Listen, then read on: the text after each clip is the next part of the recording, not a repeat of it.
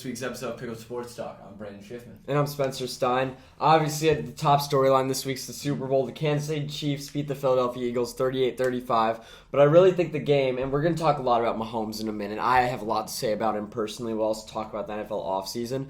But I think, sadly, the first thing to talk about after this game is that holding call against James Bradberry, where it was third down, a minute and a half left. Juju Smith-Schuster may or may not have gotten hold, and that basically held. And that led to the game being over because the Chiefs were able to basically run the clock out and kick a last-second field goal as opposed to giving the Eagles the ball back. So I think most people know the scenario. Brandon was the right call. I mean, I think so, and part of the reason why I say so is because, and I know this isn't really a factor, but something that just kind of made me feel differently about it was Bradbury even admitted to it in the postgame press conference. He said, I held him a little bit. I thought he was going to get away with it. And the truth was, after seeing the replay, I thought it was so close. I think maybe, let's say 6 times out of 10, that might not get called. But because it's the Super Bowl and the stakes are so high, obviously that's going to be under a microscope, and that's what will end up happening. A lot of people were highly against the call. A lot of people were highly for the call. I think that's just what the Super Bowl does. So I do love how Bradbury handled it, by the way. I think after the fact that he admitted it was more about just his personality traits, and I hate how Juju handled it. We'll talk about that too in a few seconds. For me, I liked how clean the game was, first off. I said it at halftime, wow, this has been a very clean game. And I think that call really was unnecessary given how the game had been going. I think that probably happened 5 more times the rest of the game. They didn't call it. I don't know why he chose to in the moment. But the fact of the matter is it was a foul. They weren't incorrect about the penalty. He did hold him. But you have to the only question is to a point where, like, how often does that get called? Yes, the only question is do they call that if it's second down in the second quarter of week 7? Yeah. So I'm not sure about that. But what I will say is that no matter what they called there, one side would have been unhappy. If they didn't call it, then the Chiefs would be screaming. If they did call it, and I'm unhappy about the call. So I don't think they should have called it, but I don't think you can be that angry at it except for the situation. But realistically, I think games should be officiated the same, no matter on the moment. They should have the same. I mean, yeah, but you can say that, but it'll never be. No, we'll always have this debate. But honestly, this postseason has been, I mean, other than the last 2 Chiefs games, hasn't had too much, like, controversy regarding the refereeing. Meanwhile, I remember in last year's Super Bowl, that call where I think there was a holding on, I think it was Sam Hubbard. I can't remember correctly, a Bengals linebacker. Holding on, and yeah, T. Higgins, so that was a big deal. I don't know, but I think the game was reffed as good as it could have been. I liked how clean it was. I wouldn't have made that call, but I think either way people would be mad. I just personally, as a fan, also would have liked to see the Eagles get the ball back. But I think other than that, it was a great game. At halftime, I really thought the Chiefs did not have a chance because they were down, I think it was 10. Yeah, 10. And Patrick Mahomes had just got hit pretty hard, or he rolled his ankle again. He was limping off the field. I did not think they had a chance, but they came back and did that. Jalen Hurts still had a great game. It was just Mahomes was better. And people who we were watching with were saying, oh, Mahomes didn't play well. Oh, he only had 182 passing yards. He hit the under. His QBR was the highest of any player in any playoff game since 2006, which is absurd that he did that in the Super Bowl. And he was hurt. Exactly. Yeah. So I want to say this about Mahomes, if we could transition to that. He, this year, won the MVP, won the Super Bowl MVP. His team went 14-3, and his style was different than it used to be. He only had his longest passing touchdown of the season. I saw this, it might be incorrect, I think it was 38 yards. I think that's the only one he had over 25 yards. When I think of Mahomes, I think of him throwing it downfield to Tyreek Hill in shootouts. Against the Bills last year, Tyreek Hill had long touchdowns. I'll always think about the Monday night game against the Rams a bunch of years back when him and Jared Goff combined for like 100+ touchdowns or points. Yeah. And this season, like, new play style, quietly, just the dump off, was the MVP of the league and won the Super Bowl. So I think the versatility of what Mahomes has done in just 5 years in the NFL really shows that he would be a Hall of Famer if he retired today, and I think he's already up there as one of the greatest of all times. The real debate is this the best 5-year start in NFL history? And in my mind, there's a lot of names that come to mind that have had similar starts. And I know I heard the other day, like, Otto Graham won like his first 5 NFL championships, but they weren't even in the NFL at that point. It was like the AAFL. Yeah. So I think you can really put Mahomes up there with Terry Bradshaw, who I think had 2 in his first 5 years. With I think it was Troy Aikman had 2 in his first 6 years. Yep. With guys like that. And I think it's arguable that he's had the best start because he has just as many championships. And he's doing it, though, in a way that we've never seen before. He's done it throwing the deep ball. He's done it throwing the short ball. He's done it with his legs. He's been an innovator, and he's won MVP. I think it's very impactful when you think about how talented the league is now. I'm not saying it hasn't been talented in the past, but you look at it now, it seems like every team in the NFL has a handful of guys where you're like, these guys are genuinely superhumans. These guys are some of the best in the world. I mean, they are. And I think that, if anything, proves more just Mahomes' dominance. The fact that he's been able to do it in a time when the league legitimately is as talented as it's ever been. Yeah, I agree. I think that's a big And flipping to the Jalen Hurts side of things, although Mahomes was you can't say Jalen Hurts outplayed him. He came pretty close. Yeah. 300 passing yards, touchdown, no turnovers. He had three rushing touchdowns, but I feel like that's more of like Jason Kelsey, Jordan Mailata, and Layden Johnson's touchdowns. Not give him his but credit yeah, for his touchdowns. you gotta give him credit, and he did have 70 rushing yards, and they weren't all those little 1-yard sneaks. Mm-hmm. So where do you think Jalen Hurts after the season ranks? Because I know we were talking about it the other day. Before the season, the question was, is he gonna establish himself as a starter? I know we both said he would, but still, if he had a bad year this year, we could be talking about if the Eagles would select a new QB this year, but he clearly didn't do that, so how high does he rank? I personally believe that he's undisputedly established himself as the best quarterback in the NFC. I think that he is a top 4 quarterback. I think the three-headed monster of the AFC, if you don't know what I'm referring to, Patrick Mahomes, Josh Allen, Joe Burrow, I think Jalen Hurts is right there. I think he's slightly below those three, but I think he's right there with them, and then there's a big drop-off. I think it's more like Mahomes and Burrow, and then Allen and Hurts. I think Josh Allen, although he's been consistent for a few years, because I heard Snoop Dogg said Jalen Hurts above Josh Allen, and people are arguing about it. And he had a better year this year, and Josh Allen hasn't been able to get it done like Hurts did this year. Mm-hmm. But when you're looking at Josh Allen's been consistent for now 3-4 years now. Yeah. I don't think you could say Jalen Hurts, after having one season better than him, is better than him, especially when he's had all these weapons and the offensive scheme. We're going to see what happens now that their coordinator's leaving. Yep. But I think he's right there behind Josh Allen. I think if he outplays Allen again next year, we could put him up in the three-headed monster of NFL QBs, and Josh Allen can drop out. But I think, undisputably, Mahomes is 1, Burrow's 2. He's a guarantee for at least top 4. In my eyes, at least. I think he's got to be there. But I don't think there are guys you can really put above him. I mean, I think there's still an argument that Aaron Rodgers, although he's old and we don't really think of him that way because we're thinking long term, there's a very possible world in which next season I'd rather have Aaron Rodgers in many situations than Jalen Hurts. One singular season? For next year. I mean, maybe. I'd still think Hurts is a significantly safer pick, which is crazy to think because Aaron Rodgers won the MVP I don't know. last year. I don't know that he's the safer pick. I think Aaron Rodgers is the consistent pick. If you have to place one of those guys on the New York Jets next year, maybe I'm picking Aaron Rodgers because I think I'm pretty confident he'll pick up the scheme. He's comfortable with the coordinators there. He knows what he's doing in many different situations because his veteran leadership. Obviously, long term, I'm taking Hurts, and I don't think this debate even matters as to who's going to be better next year when the Super Bowl ended 3 days ago. Yeah. But I think Hurts is definitely top 5 in quarterback rankings going into next year, and long term, I personally have him right there, 3 or 4. That's completely fair there. So, now that the Super Bowl's done, I don't think there's really much more to say about it. We're a few days removed. Everyone, I assume, watched the game. We're going into the offseason. And just like going into this past season, your Buffalo Bills, your Kansas City Chiefs are the spotlight of the league. Mm-hmm. Going into the offseason, the Chicago Bears are the spotlight. They're like the best team of the offseason to watch. We're number 1 in fun to watch off seasons. Have the number 1 pick. We'll get to the Bears in, I guess, a second. First, I want to talk about the biggest offseason news that's already happened is Derek Carr was released. The fact that he wouldn't get traded anywhere meant they had to release him to save cap space. And now, unlike everyone who has their free agency starts in a month, Derek Carr could sign now. Yeah. So what do you think his timeline is to sign, and where do you think he will sign? I mean, I think that because of the freedom that he has and because he's on that time crunch, he's going to have to see out his options, but I think the turnaround's going to come faster than we expected to. I mean, overall, there are a couple of teams I think are suited for him. I don't think it's any new information as to the teams I'd be referring to, which are the New York Jets, Washington Commanders, those type of teams that might be a quarterback away. I think that the veteran quarterback in Derek Carr will bring something to these teams. If I had to guess where it'll end up, I think maybe the Jets, but part of me also thinks that the Jets are going to hold out for Rodgers. But who even knows about what Rodgers is up to? He's in a dark room right now, sitting and weighing his options without any technology or light. Well, he says he's doing more in the dark room. He's not going in there blind. He says he knows some things. I don't know. I mean, I don't think we could hate on the dark room. I'm just saying anything could happen in the dark room. Okay, Aaron Rodgers could be up to anything. I mean, with Derek, I think everything hinges on the Jets when I'm thinking about destinations. But with Derek Carr, his domino can fall before the Jets have time to make an option on Rodgers. And realistically, although people are saying, he'll wait out his offers, right now is when he has the most leverage, in my opinion, because he's the only one who can get signed. Yeah.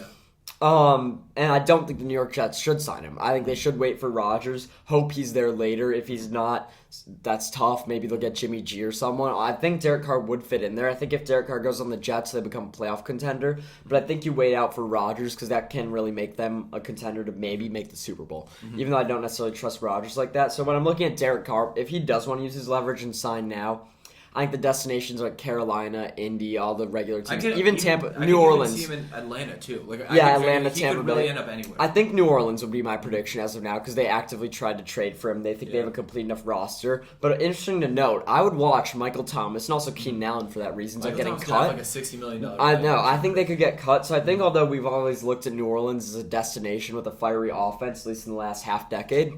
I don't know it's going to be like that. Kamara should be fine. And Olave's good, but there's not necessarily a reason, I don't think, for them to compete even with Derek Carr, so that's my prediction. I think the Jets should get Aaron Rodgers. I think they're pretty in on him, and something crazy would have to happen for them to not get him, as in Aaron Rodgers declaring he's going to retire or stay in Green Bay, which I don't think they want. Yeah. So the QB carousel's moving, but all of this does affect the Bears and their trade-back possibility. If you go see what Jim Irsay said about the Colts, and then let's say Jim Irsay is just doing that to bait other teams to try and trade up, and he wants to sit in his pick and pick. Like Will Levis at 4. And then let's say Carolina goes and gets Derek Carr, Jimmy G. You're all of a sudden, and the Raiders, let's say, trade for Rodgers. You're all of a sudden in a position where Houston doesn't have to trade up with the Bears. They could just wait there and take their QB. So I think the Bears' trading possibilities is really interesting. I don't think it'll happen or talks will rev up until a week or two before the draft because it's going to be a bidding war. But what do you think of Jim Irsay's comments, if you want to say what they were? Yeah, I don't have them in front of me. Do you want to So he basically, first off today he tweeted that he's had great relationships with the Bears organization for 60 years. And then he said in Shane Steichen, their new coach's opening press conference, that he loves Bryce Young. He loves that quarterback from Alabama. And the Colts know they need a quarterback. But I don't think they're going to sign one. I don't know that anyone wants to go there. I think they would try. They might try for Derek Carr, but I don't think they'll get it. Yeah. The question is, do they just sit at 4? Maybe they like Levis, or they think Stroud could fall them, or do they trade up with the Bears? Because I think that's the best possibility for the Bears. So what do you make of Irsay's comments? Realistically, based on his comments suggest he's going to trade up with us just because we know that Houston wants a quarterback, and I don't think Houston will take Levis. I do think Indianapolis could take Levis. Houston wants Bryce. I think Houston wants Bryce. I think that's cemented.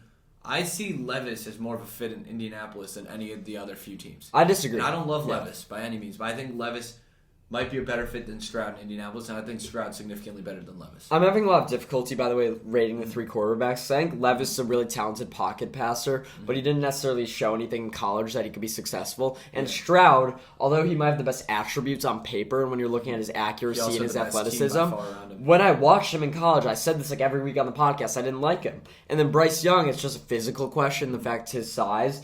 So I don't know anything could happen really, but when I'm looking at the Colts, I think it might be time to switch some things up. I mean, they've gone on pocket passers in the past, and when you look at recycling old quarterbacks, I know, but I don't know if sitting there, if Levis is the guy they get at 4, so be it. But I think trading up for an electric player like Bryce Young, that could possibly reinvigorate the franchise. I think that's what you do as the Colts. I think the Bears want to trade back. It blocks the Houston Texans, who are in their division, from getting their QB of the future. Yeah. But that's honestly just good for the Bears, because that's the only perspective I care about, is that if the Colts start bidding, maybe the Texans do. And I just want either of those picks so we can still get a top 4 player, which will probably be either Jalen Carter or Will Anderson. That would be very successful if they could get the Colts 4th pick, 35th, and first round next year maybe, and they take guys. But this is going to be every week, new rumors about the first pick. I doubt it gets traded until April. I'm just saying Colts, they're going to have to get a young quarterback. The question is it at 4 or 1? Yeah, for sure. Completely makes sense there. Real quick, I want to go back to the Eagles. Yep. Both of their coordinators got different jobs. Do you want to give your quick prediction as to how that is? Yeah, so, I mean, all 5 coaching hires have happened. We talked about Sean Payton and Frank Reich, and D'Amico Ryan's great hire all around, long-term guy. The Texans just don't fire him after 1 year. He's a young defensive coordinator, defensive-minded guy. I think he's going to be great for the Houston Texans. So that leaves the 2 jobs. Jonathan Gannon, the Eagles' DC, goes to Arizona, and Shane Steichen, the Eagles' OC, goes to Indianapolis. And I don't know much about these guys. I have no way of knowing if they're going to be good head coaches, but I like Steichen's scheme in Indianapolis. Yeah. I think they're actually ready to win soon. I think if they get a young quarterback, I also think that since he has a history of Jalen Hurts, I think getting a quarterback with maybe more athleticism as opposed to a pocket passer could help them. Yeah. I think the Colts are in a position where they can have an up year next year. Meanwhile, Jonathan Gannon in Arizona, I see a struggle there. I think it's long-term. I don't know how long he's going to stay there. Kyler Murray's coming off of an injury, and they hired a defensive coach for only the second time since 2004. I think the other was like Vance Joseph.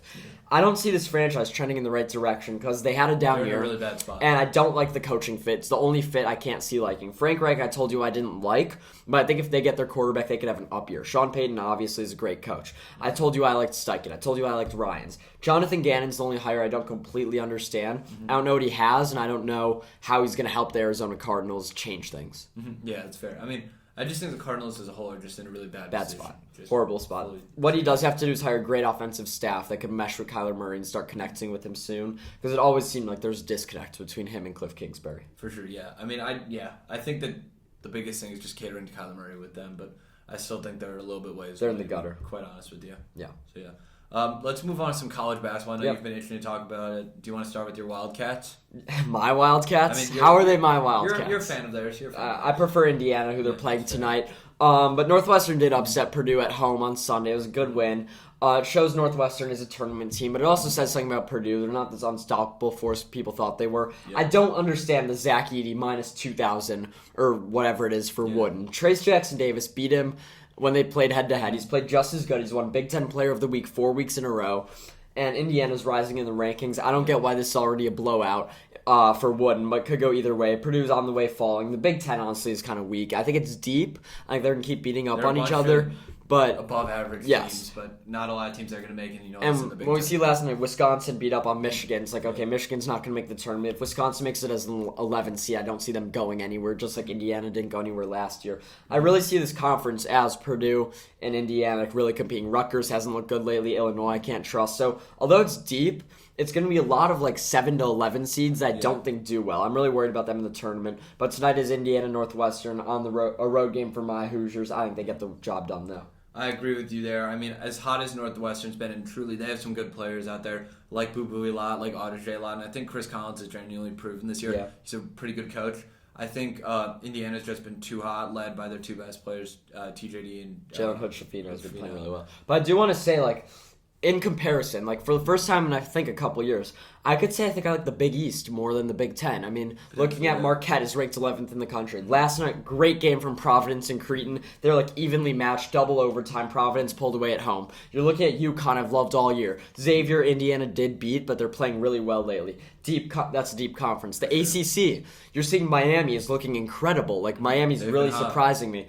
Duke is I think 13-0 at home. I know they're unranked, but they should move up next week. Virginia's looking good. Like these two conferences. It's crazy that the weakest team in the ACC is UNC after everything we were talking about this offseason about how bringing everyone back with such a power play. They could be the first number one, I think, to miss the tournament. Yeah, that'd be crazy. I mean, I know you're probably hearing the rumors, too, about what's going on in their locker room. I'm not going to address it on the podcast. I just think it's not worth our time, but it is crazy how quickly they've fallen off. And they lose to Miami at home. So when you're right. When we're looking at the ACC, the team we thought would be the threat has completely fallen out. But I will say, I think there's a world in which Virginia, Miami, NC State's ranked, Syracuse beat them, and Duke might be a stronger conference. Even Pitt's playing well than the Big Ten. So I think they could had some good wins.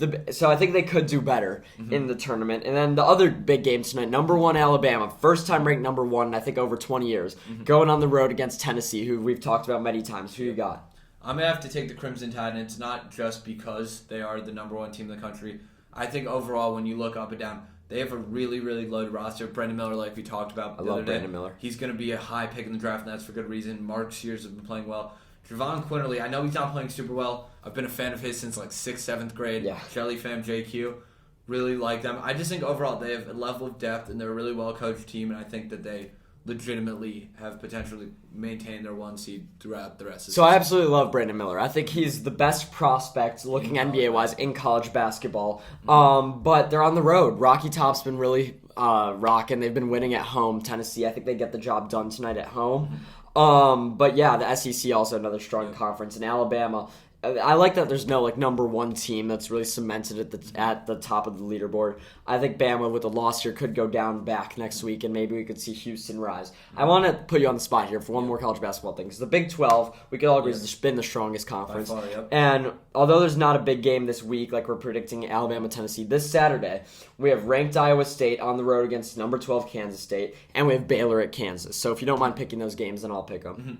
I mean, I've been hating on Kansas recently, as you might know. I'm going to have to take Kansas over Baylor. I think Baylor has a lot of good things, genuinely. I think Keontae George is one of the best players in the country. But on the other hand, Kansas has probably two of my favorite players in the country in Jalen Wilson and Grady Dick. And the other game you said was Kansas State versus Iowa State. I like Caleb Grill a lot. I like what they have going on in Iowa. But I'm going to have to take Kansas State. Keontae Johnson's been absolutely killing it all year. And I think not only is his story great, but they've been playing super well. And they have a really good guard. I'm blanking on his name. I just think Kansas State, although they've kind of slowed down, they started the year super hot, I think they might get back on track here. Yeah, starting with Baylor, I want to say, everyone's talking about Keontae George. You're talking about Keontae George a lot. They have like a three-headed backcourt, and they all score. Like, you don't know who's going to go off on any night. Keontae George, Adam Flagler, and LJ Cryer. And Keontae George is kind of the young player of the bunch. With that being said, you're not winning on the road at Allen Fieldhouse in Kansas. I think Kansas is going to win the game. However, I think Kansas is a team that could be upset in the tournament just because they've been kind of one-dimensional. DeJuan Harris has been up and down. Grady Dick's been up and down. When DeJuan Harris plays well, that team is great. And he's not even a scorer mainly. Obviously, everything goes through Jalen Wilson. But I think this team is a bit one-dimensional. It's an absurd thing to say. They're one of the best teams in the country. But I think if you're looking at a team that if they have a down day, they could lose, it's Kansas. And when I'm looking at Kansas State at home against Iowa State, I feel like I have to pick Kansas State just because they've been so good at home. But I think they're coming off a recent loss. Maybe I'm wrong. So I will take the home team there, as I tend to do. Last weekend or 2 weekends ago, I think I picked all 5 home teams. They went 4-1. So that's how it kind of goes in college basketball. The Big Ten's electric conference to watch, or the Big 12. One last thing we're going to hit is golf. Last week, Waste Management was great. Scotty Scheffler won. My prediction hit. This week, we have the Genesis. Not as good of a tournament, but Tiger Woods making his return for the first time in like a couple hundred days. How do you think he's going to fare out there? I think he'll be fine. I don't think he's going to be great. I think I think everyone knows it too. We're seeing kind of the unwinding of his career. A legendary one it's been.